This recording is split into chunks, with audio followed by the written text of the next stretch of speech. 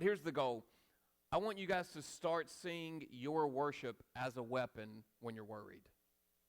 When you feel overwhelmed, when you feel anxious, I want you to start using your worship as a weapon to get peace back into your life. Okay, so that's where we're headed. Okay, so if that interests you at all, or you have a friend that this is something they really need to know, then I would encourage you to take notes, find this link on YouTube tomorrow and send it to your friend, or just keep watching this on repeat and teach it to them yourself, because you could probably do it better than I can. But here we go. So, did you know, or sorry, I should say it this way, have you ever worried about something that hadn't happened yet? You're kind of worried about something that's going to happen, and when you explained it to someone, you described it as your anxiety, right? Did you say, I'm very anxious, I'm feeling anxiety about this test that I have tomorrow, and it's kind of like just shuts you down. Like whatever it is, maybe it wasn't a test, maybe it was some other, like a doctor's appointment or a conversation you know you need to have with somebody, and you're like too nervous to have it right now. But there's this thing, and you're nervous about it, you're anxious about it, and you describe it as your anxiety. That's what we're talking about today is anxiety and how we can battle against that. So it seems that a lot of people experience anxiety. In fact, I believe it's 1 in 4 students, teenagers, experience anxiety, like clinically, like kind of diagnosed that way. So that means that in a room of 16 middle schoolers, 4 of you would really be like, have probably already seen and been to doctors where it's like, yep, I can check all the boxes, and you have anxiety. But many of us tend to throw a blanket around our emotions and throw ourselves into a category that clinically is not appropriate. And we just want to assume the role of a different emotion because we haven't done our first step, which is to identify exactly what we feel.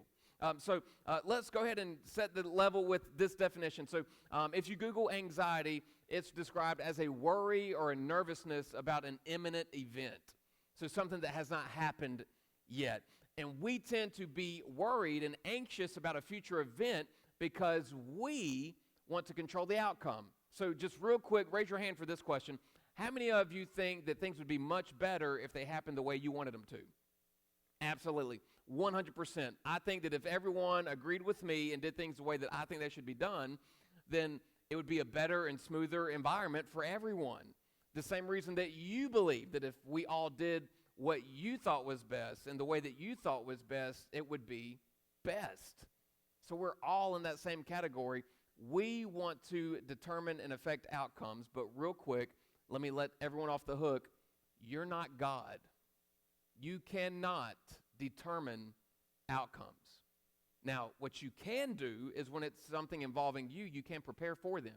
So did you know that anxiousness, that worry and stress is actually a healthy emotion when done appropriately? So here's an example. Like God has given us a sense of worry, but don't mishear me. Don't blame God for your anxiety. Here's what I'm saying. That we have this gift of anxiousness that prevents us from causing harm to ourselves. That's the reason why you tend to put on a seatbelt.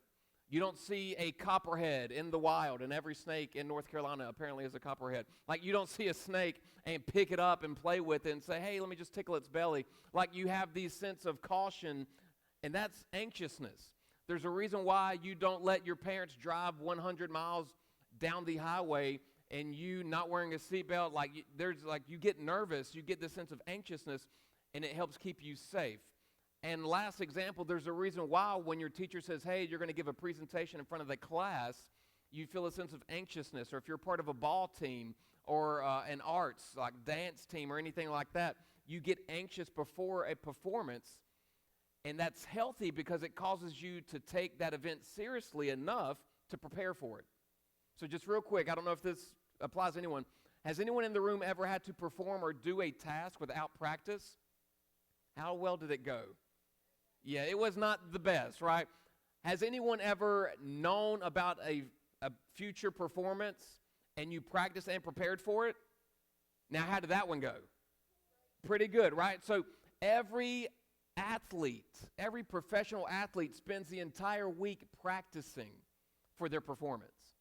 Their anxiousness about the game causes them to focus and look at the other opponent and study what they tend to do so that they can take advantage of that on the field during the performance. So anxiousness is a gift when used appropriately that helps us to prepare. So somebody say prepare.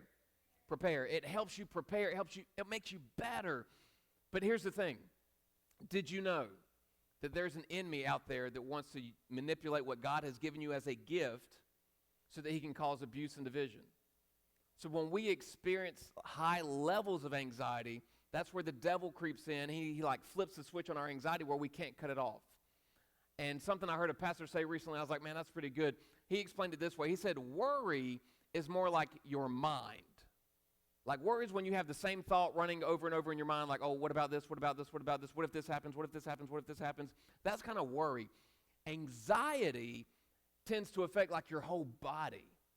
And now there's like perspiration happening and sweating and maybe shaking. Your breathing kind of gets offline. All of a sudden, this worry in my mind has like grown throughout my body, and now my body's doing things. And that's kind of the anxiousness that we're talking about. And I'm not trying to trigger anyone or give you like, hey, I need to do this symptom so that I can like pass this and put a blanket over my feelings. Here's the point. We all experience this in some capacity. So if you are someone that seriously battles with anxiety and you've been to a counselor and all the things, then here's what I need to make sure you know, or if that's the next step for you, here's what I need to make sure you know. You're not crazy, you're not alone, and this will end. And tonight we're actually going to give you a step to help make it end a little quicker. Cool? So here's what I want you to do. Get a Bible out, and we're going to turn here in a minute. If you have an actual Bible, and I want to encourage you to bring an actual Bible. Philippians chapter 4 will be there in a moment, but let's set this up. So far in this conversation, here's what we have said. We've said that our steps are this, that when it comes to our plan and expressing our emotions, step one, and you can read them out loud if you remember them or if you see them on the screen, but step one is to identify exactly what I feel. So as you're having this emotion, you need to take the time to identify exactly what you feel. Before you can change what you feel, you have to know what you feel, okay? Step number two is this, to use that emotion as a reminder of what's most important to you. If you're having this overwhelming reaction or emotion, it's because you have a strong feeling about something. Something involved in this is very important to you. So this emotion should be a reminder of what's most important. And then when you understand what that is that's most important to you, it makes step number three so easy. We talked about it last week. But now you can express the emotion productively. Somebody say productively. A lot of P words for you to repeat today. Productively implies that you're not just doing things or saying things, right? You're not the paper plate that's exploding on people, your emotions, right? You're taking time to identify what you feel, and you're trying to express it in a way that's helpful. So, for example, we talked about anger in this conversation. It would be helpful if I'm angry with someone to take time to have a conversation with them so that we don't repeat my anger. That's kind of a selfish way to explain it, but doesn't it make sense? Like if your brother got you upset, wouldn't it make sense for you to have a conversation and say, hey, look, bro, what you did and said made me upset. So if you would not do or say that again, then I won't be upset and we can like live together in this house, right? So don't repeat that. But the only way that you can have that conversation is if you identify what you feel, if you understand what's important to you, because that's what you're going to use to explain it, and then you have that conversation. So the way that you can express that productively is, one, you can use it. With anger, we said you can work out. I have the best workouts when I'm frustrated or angry. You can journal. You can write it down. And that may become like a book in your future. Maybe you become an author. You don't know. You're not there yet, right? You're not in your older where that might be your thing. Or an artist, paint it, draw it, color it. That could be your thing. And next thing you know, you've like honed this hobby that's now become a future job. And now all of a sudden it's like become clear to you, like, I really enjoy art and drawing. I'm kind of passionate about it. And I like to express myself this way. I want to go to school for this. I want to like watch YouTube videos about this. I want to teach this to other people. And now you've found your thing through the thing that was overwhelming you. So you can use it. The other way to express it is to have what I mentioned earlier, that caring conversation, where you communicate it in a productive way. Just telling your parents you're angry is not very productive. Telling the person who upset you that you upset me and I'm angry with you is not productive. I don't know what to do with that. Think of it this way. Have you ever been like doing an activity or a chore with your parents, and like your dad knows what he's doing, like he's already got the game plan, and you don't know where he's going with this. But you're like shopping in Lowe's all day, and he's like grabbing these random tools and parts, and then you get to the house and he hands you one. And then you're like, Dad, I don't know what to do with this, right? That's kind of what happens when you use your emotions that way and you just keep it very generic. But here's what it will look like. So here's an example. So let's pretend that for me, for example, that my body image perhaps is important to me. And I'm upset about my body image, right? I'm feeling kind of anxious about my body image because I'm in middle school and puberty's in full effect. My armpit's making this like odor thing happen that's new to me. And now I've got to get deodorant, but the clear kind burns my armpits. I got to get the white kind, but then it stains my shirt. And I thought I was looking fly and had a good fit all day. And then I get home and I realized that there was like deodorant stains on my shirt all day. Now I'm embarrassed. So all these things of what people think of me is important. And I get frustrated and I get anxious the next day when I'm going into school because I'm worried, like, who saw it? What are they going to say about me? I saw some posts on Instagram, and I think they were about me. It's probably because of how stupid I looked yesterday. And now I've got all these feelings of how I looked yesterday walking into a new school day, and I'm stressed about it. I don't even want to go. I tried to fake sick, but my mom realized that I was faking and brought me anyway. I tried to pull the COVID card, and that, like, expired. Like, she wasn't buying it. So then here's what it turns into. I realized, step one, I need to identify what I feel. So I'm feeling self-conscious about my body and what people think of me. I feel self-conscious. I don't look like the actors on TV. I don't have pecs. I don't have forearms. I don't have biceps and triceps. Right? I've been trying, but I ain't got no triceps, okay? And so all these things, like I feel a little self-conscious about my image, and I was trying to talk to the girl, but she probably saw me, how stupid I looked yesterday, so I don't even want to see her today. So I'm feeling a little self-conscious. Step number two, no one wants to fill in the gap. Okay, that's cool. All right, no worries. I need to realize what's important to me. And so if I'm feeling self-conscious about my body image, I realize, okay, my body image is important to me. So I might say on something like this, I'm nervous because my image is important to me. So what's important? My image, how I look, and what people think of me. And that should be a reminder that I cannot impact or control what people think of me. Right? Here's an example, and here's how you can prove it. Can anyone control you and what you think of them? No, you have your opinion. That's why we have those personal and possessive pronouns. They're yours. So I shouldn't spend my time anxious and worried about making other people think what I think about me, right? I can't control them. So take a little just pressure off yourself. But let's go on to step three. So step number three, I need to express it. So here's what I could do. I could use it. I could use my self-conscious feeling and my anxiousness and feeling this way about my body image, and I could exercise. I could exercise. I could say, hey, Mom, Dad, could we go to the gym together? Could we work out? Could you sign me up for a gym membership? I could join a team. I could go to the practices and do the workouts and see what the coach says and has us do, and I can go home and do more of it to get my physique a little bit better if that's what I want to do. I can eat, right? I can eat healthy foods. That would help my body image. I can eat the right amount of food, right? Because your body needs calories to function. A kind of a scary moment when I was coaching football was we had one of our linebackers after practice. He kind of like was falling out and like really cramping up. He couldn't hardly move. And we had to like cart him up to the school. We're like, what's going on with this dude?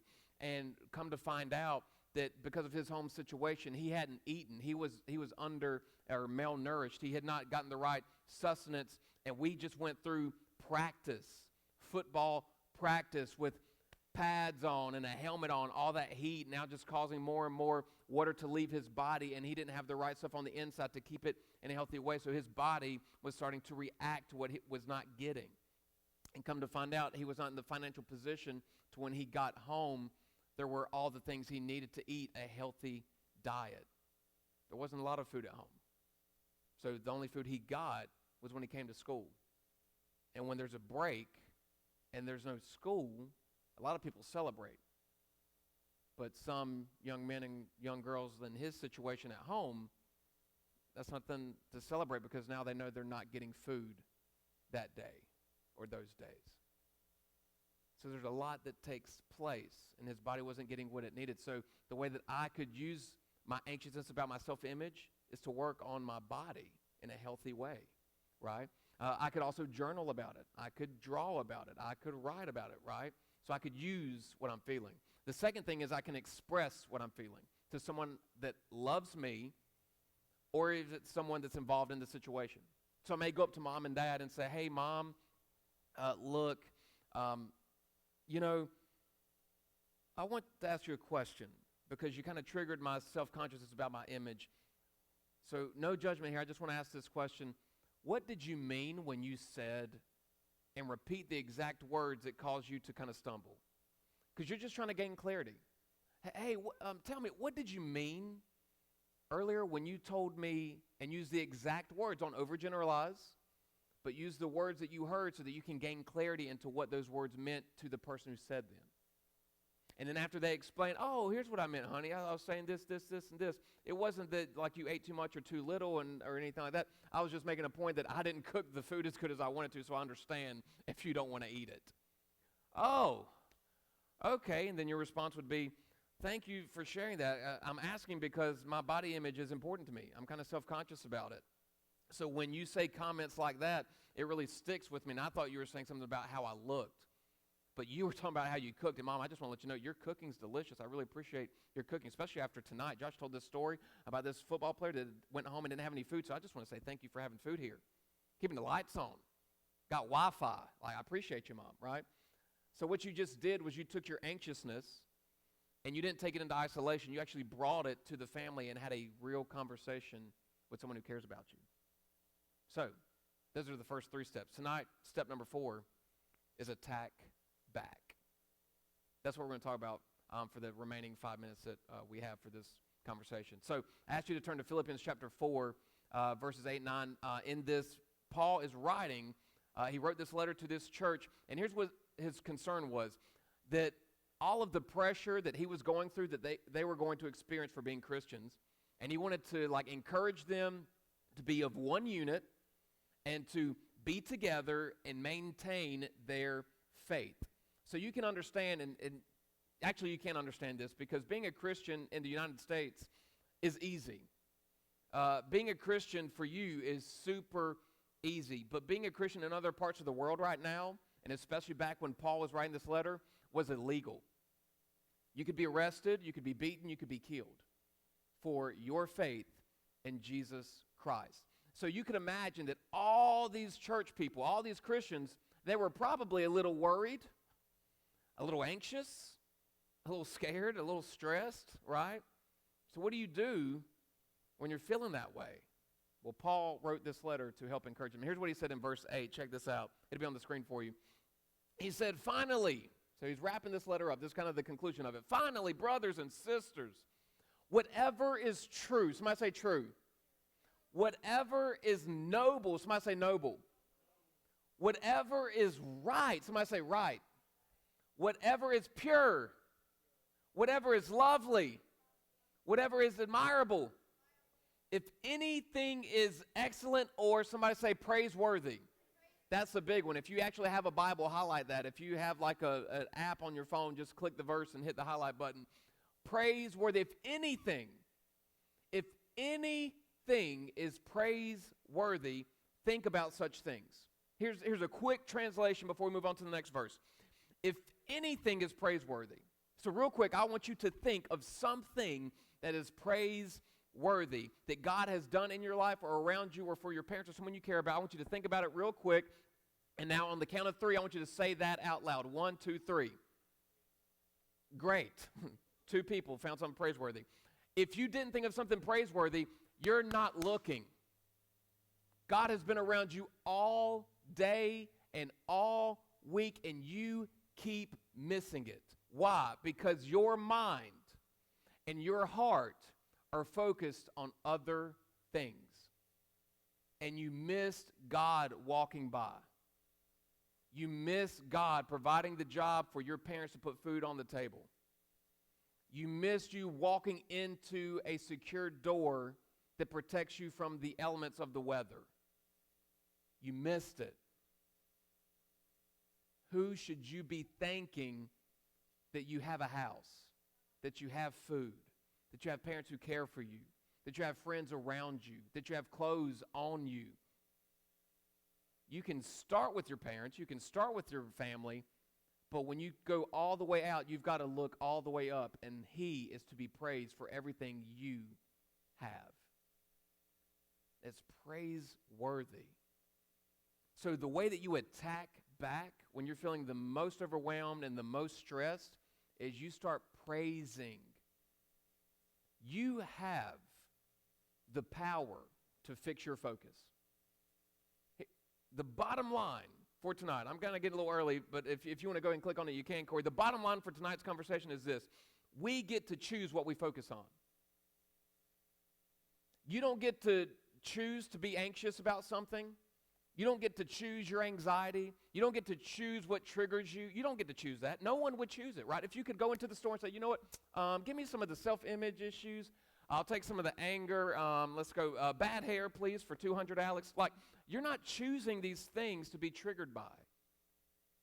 But needless to say, you get to choose what you're focused on. So Paul in this letter is saying, hey, guys, when you get worried, when you get stressed, choose to focus on what's praiseworthy. You may be concerned about the way your clothes look, but praise God, I've got clothes. You may be concerned about your image and how you look, and Josh, I've heard about these things called a six-pack. I'd like to order one day on Amazon and maybe get it here in 2 to 3 days, prompt, right? You can be concerned about those things, but you can be thankful to God that you have a body that's working where you can do a sit-up, that you can say, you know what, I'm going to go for a walk around my neighborhood. You have a dog? Oh, great, take the dog with you. Now you're using your anxiousness and your self-consciousness about your image to walk the dog and help him not pee inside the house, so you have to clean it up later and get frustrated, angry, and now your parents are angry, right? So you're using it. Find something that's praiseworthy and focus on that. Look to somebody beside you and say, you choose. You choose. You choose. Now say, I choose you, Pikachu. I'm just kidding. Don't do that too much. All right, verse 9. Check this out. Verse 9, and we're going to wrap this up and then answer any questions that you guys have. It says, whatever you have learned, so whatever you read about, okay, whatever you've gone to the synagogue or the church and they've taught you, whatever you've learned, whatever you've read in Scripture, or received, so like the letters that have been written to you from me or someone else, you've received, or heard from me, like from my mouth, because I'm locked up, I'm in prison, I've been going through all this stuff, I've been snake bitten, I've been shipwrecked, I'm in jail now, I'm about to be executed more than likely. So anything you've heard from me about how to maintain your faith in a challenging season, or seen in me, because some of you have come and visited me, put it into practice. Somebody say practice. You can't come here on a Wednesday night or on a Sunday morning, hear us say, hey, here's what Jesus said, and say, oh, that's interesting, he said that, and then not do any of it. And then wonder, this God thing ain't real. I don't believe it. It don't work for me. What you mean it don't work for you? I went there and I heard him say it. I was sitting in the youth group when our small group was talking about it. But I'm still anxious. But did you do it? What do you mean did I do? I was there. Yeah, but did you put it into practice, or did you just simply hear about it? If you don't think this is applicable, like, think about it this way. If you play on a sports team, here's what I want you to do. I want you to go to the coach the next time you are together, and when he draws up the play, when he says, hey, here's what we're going to do, here's the drill that we're going to do, I want you to stand right beside him like this is the coach, okay? I want him to draw out and tell you what you're going to do on this play, and then I want you to just stand right beside him when he says, okay, guys, let's do it. I want you to just stay right there, just right beside him. And look at the other players try to execute the play while you just sit there. And then I want you to turn to coach and say, Coach, it didn't do anything for me. That's what it's like when we come to church, when we read our Bibles, and then we don't do any of the thing that's in there. at some point, here's our hope as a squad group. Here's our vision for you guys, that you would go from attending squad on a Wednesday to believing in Jesus on a Wednesday, to then serving Jesus every day of the week. That's our hope. But it doesn't work if you just simply hear and say, that sounds interesting. I'm not going to do it. I'm not going to have anxiety come over me and then think of something good that's praiseworthy from Jesus. I'm just going to sit there in my anxiety. I'm going to put on some emotional music where they are in a very dark situation too, and I'm going to blast that. I'm going to watch 13 Reasons Why. Why would I do anything else? Or you could say, hey, let me focus on what's praiseworthy. Let me focus on what Jesus has done for me. What was that verse? I want to read it. And you know what? I want to go to that song that we listened to, and I want to play it. I'm just going to have it on repeat while I draw, or while I journal, or while I work out. I'm going to thank my Lord and Savior for what he's done. So that's what Paul said in verse 9. So he closes it out that way, and then he ends it, that last part of verse 9, he says, and the God of peace will be with you. So if you've never done these things, then you wouldn't have experienced the God of peace that Paul says will be with you. So if you're experiencing something that's worrying you, that's stressing you out, that's having you go literally through anxiety, have you tried attacking back with your praise and your prayer? This is what Scripture calls taking captive every thought and making it obedient to God. This whole time, I was going to save it for the last week of this conversation, but spoiler alert, this is where we're going. Scripture said take captive every thought, 2 Corinthians, take captive every thought and make it obedient to God. These steps are how you take captive every thought that comes your way. And if it's one that doesn't meet the bill, like it's a negative thought, it's an anxious thought, it's a stressful thought, it's an anger thought, it's a lustful thought, you can take captive that thought and you can make it obedient to God. When you identify what it is, let it remind you that you need to worship and that you're emotionally tied to something, that something's important to you. You can express it, and now it's time to attack back. So before we do that together, I wanted to share with you Ephesians chapter 6 so that you know exactly what you're attacking. And for some of you, if you didn't grow up in church, this is going to be like, what's he mean? So if you didn't grow up in church and someone who did invited you here, ask them this on the car ride home. But check out Ephesians chapter 6. Again, Paul wrote this to a different church, but it carries a very powerful message. He says in verse 12, for our struggle, somebody say struggle. This is what we're going to end with, so I want to stand up for it and make sure you get this. Our struggle is not against flesh and blood. It's not against a person. You may call it, I'm angry at my brother, I'm angry at my sister, I'm angry at my parents, I'm angry at my teacher, I'm angry at my coach, I'm angry at my hairline, whatever it may be, okay? But it's not against flesh and blood, but against the rulers, against the authorities, against the powers of this dark world, and against the spiritual forces of evil in the heavenly realms. Now, if you hear that, you're like, is he talking about Harry Potter? Like, what's going on in Ephesians chapter 6? But here's, if you're not a church person, you're about to be like overwhelmed with this right here. Check this out. Have you ever considered that all of your emotions are unseen? Can anyone point to their anger real quick? Just let me know what's the shape of it, what's it look like? Your emotions are unseen. It's almost like you're in a world filled with different rulers and authorities and powers that are of a spiritual nature. And some of those emotions and feelings and things that are fighting against you, it seems like they're evil, like there's this evil realm fighting against you.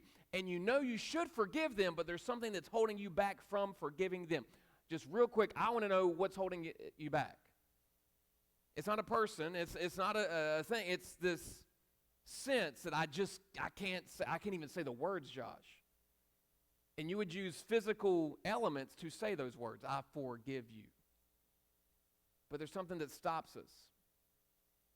And I would suppose this to you, that there is a very real enemy that's trying to create abuse and division in your life so that you can be separated from your heavenly Father who came to have unity with you. So if you would, I want you to stand up right where you are. And JD, I forgot to prepare you for this. There's a song. It's in Josh's messages on iTunes. And we just want to play like 2 minutes of it, okay? So I'll cue you on when to start. It's called Over and Over. And we've done this before, but here's all I'm going to ask you to do. I want us to practice this, right? Because I figured in this message, I was like, how do we end this? And it's like, Josh, show them what to do. You're a coach, right? You've coached before. What do you do before the game? You practice. Hey, guys, they're going to be in a 2-3 zone, so let's go over our 2-3 zone offense. All right, you move here, you move here, you move here. Here's our plan. Now let's practice it so that we can perform it. But, Coach, I'm anxious. I'm feeling nervous about trying to knock down this shot. Hey, that's okay, young fella. Here's what we're going to do. We're going to spend the next 5 minutes in a drill where all you're going to do is practice this shot. That way you don't have to be so anxious because you're prepared for the performance. So I don't know if you're in a current season right now where there's something going on at home and you're stressed out. There's something going on at school and you're stressed out. Maybe, hopefully, you don't even know what stress is. Everything's just like going great for you, and I hope that's your story. But I know this, it won't always go great because not everyone's going to do and respond what you want them to do and how you want them to respond. There'll be stress. And when you feel it, here's what I want you to do. I want you to identify exactly what you feel.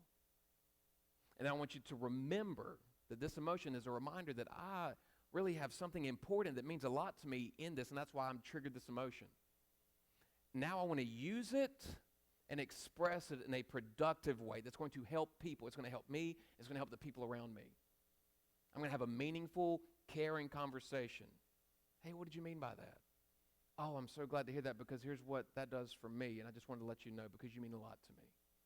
That sounds a lot better than, I hate you, slam the door. What did that do? That created division. You just broke a relationship. And guess what the devil's doing? Ha! Got him. Guess what Jesus is doing? Man. I really encouraged Paul so that they would read that and know how to respond. And they went the other way and they let their anger drive them away. I wanted unity. So I thought, what if we take this moment to go through all those steps and then get to step number 4. And step number 4 is attack back with our praise and our prayer. So we already had some praise and worship, so here's all I want you to do. I want you to take 2 minutes of this song, and I want you to pray. You're like, Josh, I don't know how to pray. Very easy. And we talked about it week 1, if you remember, but just in case you didn't, you bring your petitions to Jesus. Jesus, here's what's important to me. Here's what matters to me. I know that because step 2, it's important to me. So I know it's important to you.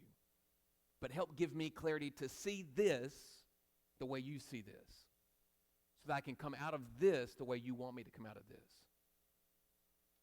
But Lord, in all of it, I just have to say, with thanksgiving, Paul said, how worthy you are and how grateful I am. And here's what you'll notice. If you're going through a stressful season right now, I guarantee you that as soon as you start saying Jesus, and I'm grateful, and Lord, you're going to feel a different feeling. And that is called peace. So let's let your worship be a weapon for 2 minutes. Hey, I'm Josh Carter. Thank you so much for stopping by to view this message. If your next step is to receive Christ as your Lord and Savior, we are so excited for you, and we want to help you take that next step. So jump in the description and click those links to find out what following Jesus is all about, what that means, and of course, what's next. And if your next step is baptism, we would love to schedule that for you. So just go to CrossPointe.church, select next steps, and get baptized, and fill out that application, and we will schedule that day with you. So super excited for you. But again, thank you so much for viewing this week's message. Have a great day, and God bless.